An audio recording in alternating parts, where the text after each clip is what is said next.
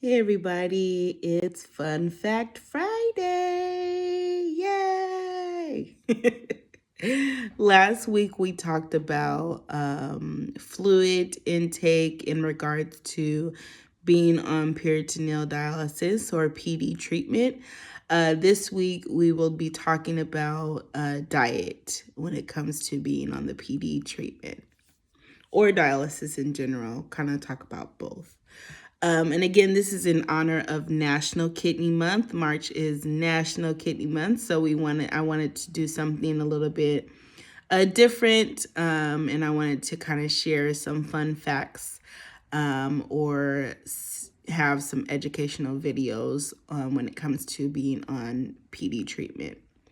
So first, I wanted to kind of go over a general diet when it comes to being a dialysis patient.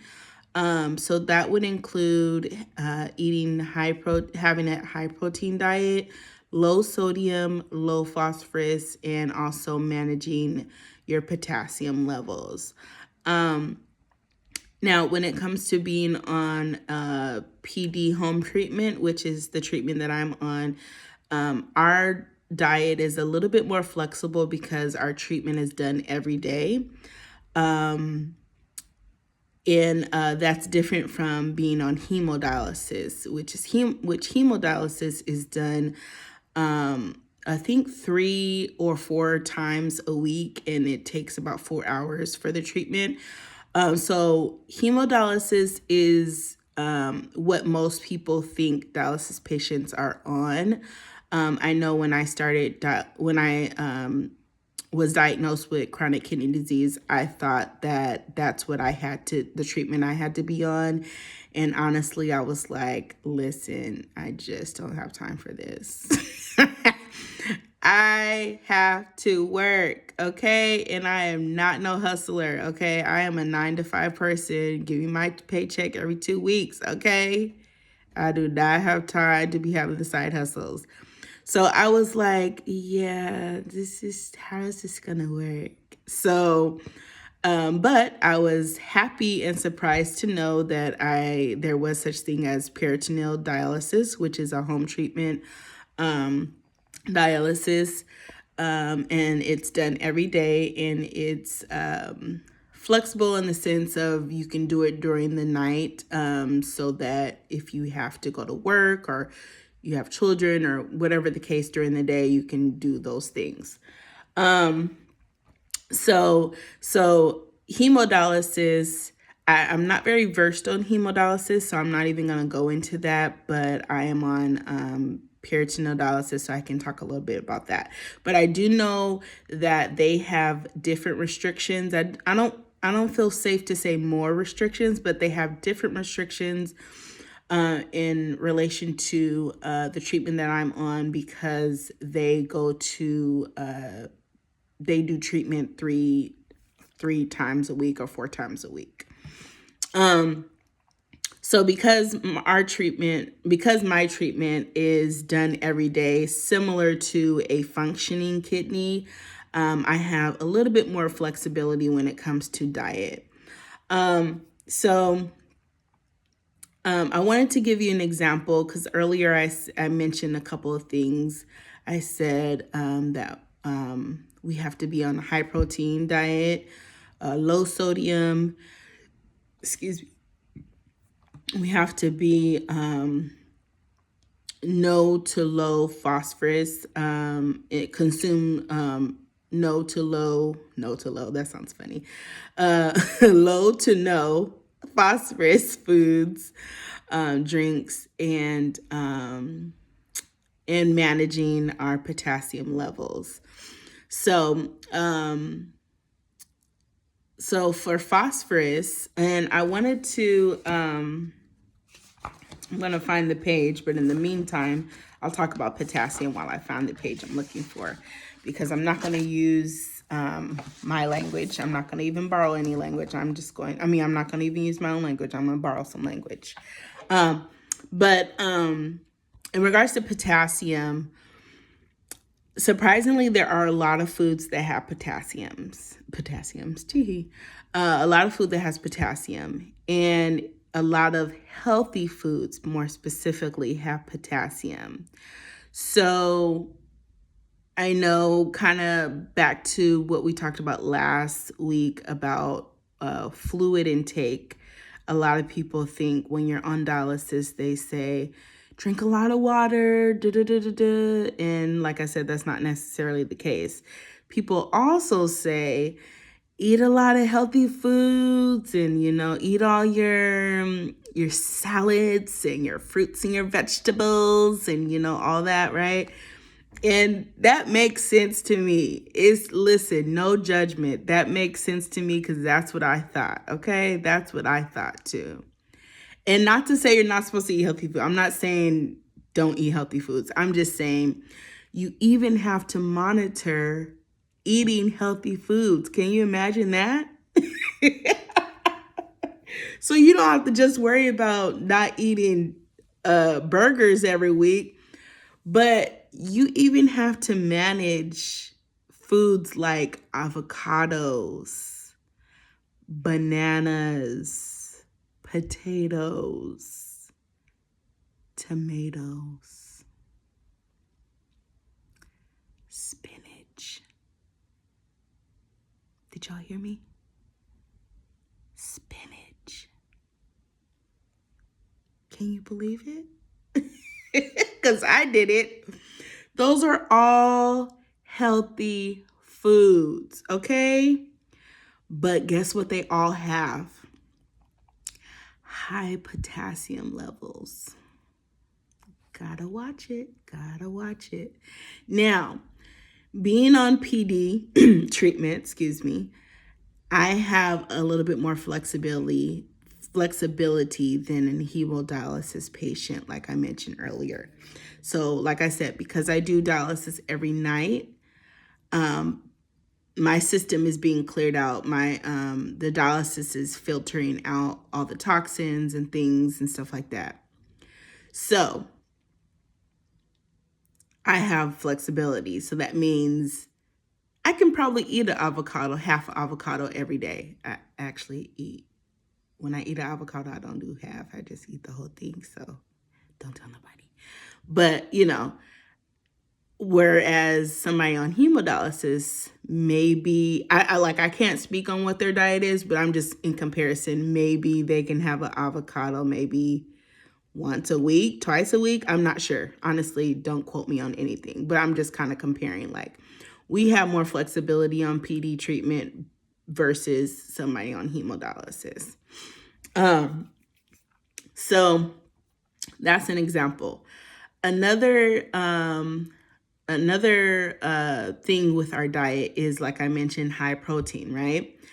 One of the reasons why we need high protein diet is our treatment filters out toxins, but it also filters out nutrients. So we have to replenish our body every day with protein. So that's why we have to have high protein, because protein is released when we drain out for our treatment, when we're draining out that fluid, toxins, protein, potassium, all that stuff is filtered out. So that's why we have to replenish our bodies with those things. Another word I threw around was phosphorus. I mentioned that earlier, that avoiding phosphorus, right? So I'm going to read what this says in my little diet book that they gave me when I first started dialysis, because I'm not even going to try and bring up my own words because I'm going to mess it up, okay? So here's a little overview of what phosphorus is. Calcium and phosphorus work together and are normally balanced in the body. They help keep bones and teeth strong. When the kidneys do not work properly, blood phosphorus levels rise and calcium levels can drop. Over time, high blood phosphorus levels can cause bone abnormality.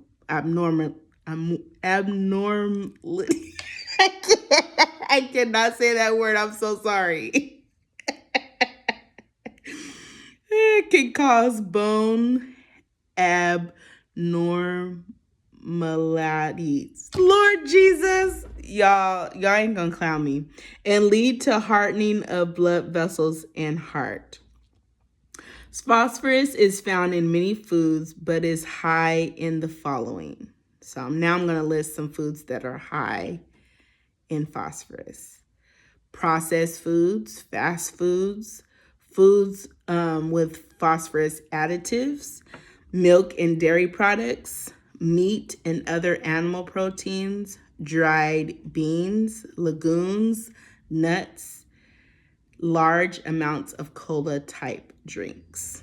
So that's an example of phosphorus and what we have to avoid as a dialysis patient. Another way to know if your food has phosphorus in it, especially if it's a packaged food or processed food, like for instance, a bag of chips, you can look on the ingredients, and if it has anywhere in the ingredients, if it has PHOS, then it has a level of phosphorus in it. And even if it just does, even if it doesn't say phosphorus, but if it has PHOS, it has a level of phosphorus in it. So that would be a food that me as a dialysis patient would need to avoid or eat very, very, very minimal of. Okay, so that is an example of that. An example of kind of the trickiness behind being on having a dialysis patient diet or being on the diet that we are on is we have to be on a high protein diet, but we have to try and avoid phosphorus, right? But if you remember what I said earlier about foods that have phosphorus in it, meats and other animal products or proteins, have phosphorus in it. So that's one tricky thing about our diet, is that we have to eat a lot of meat, but also meat has phosphorus in it. Now, if you do a little bit of research on phosphorus, healthy foods or non-processed foods that have phosphorus in it, like meat, is our body absorbs less of the phosphorus in there than it would if we were eating a bag of chips. So, like I said, bag of chips has phosphorus, meat has phosphorus, lean meat has phosphorus. But it's better for us to get our phosphorus from the lean meat because our body absorbs less of that than if we were to eat a bag of chips that has phosphorus. Our body absorbs more of the phosphorus, which is bad for us, okay? So that's an example. Another example of kind of, it's still a tricky situation, but it's doable. And I will say, since being on dialysis, I probably have, I'm not even gonna lie to you, I probably have a bag of chips maybe like 3 or 4 times a year, which is not how my life was prior to dialysis, okay? Listen, chips, me and chips, friends, okay? So it's doable. It's doable to change your lifestyle because you have to. You really do. In order for dialysis to do its job and work properly, you really do have to do your best at changing your lifestyle. But I hope I was helpful in letting you know what a dialysis patient eats and needs to avoid. And we went over basically the basics of a diet for a dialysis patient, and the comparisons of a PD dialysis patient and hemodialysis patient. But that is pretty much it. I mean, you gotta walk the talk, right? And it's a struggle, so I ain't gonna lie to you, it's a struggle. But that is basically the details of our diet. So thank you so much for listening. If you would like to follow and learn more about being on dialysis and my journey, you can follow me on Instagram at bearing_blessings, which is BARING_blessings.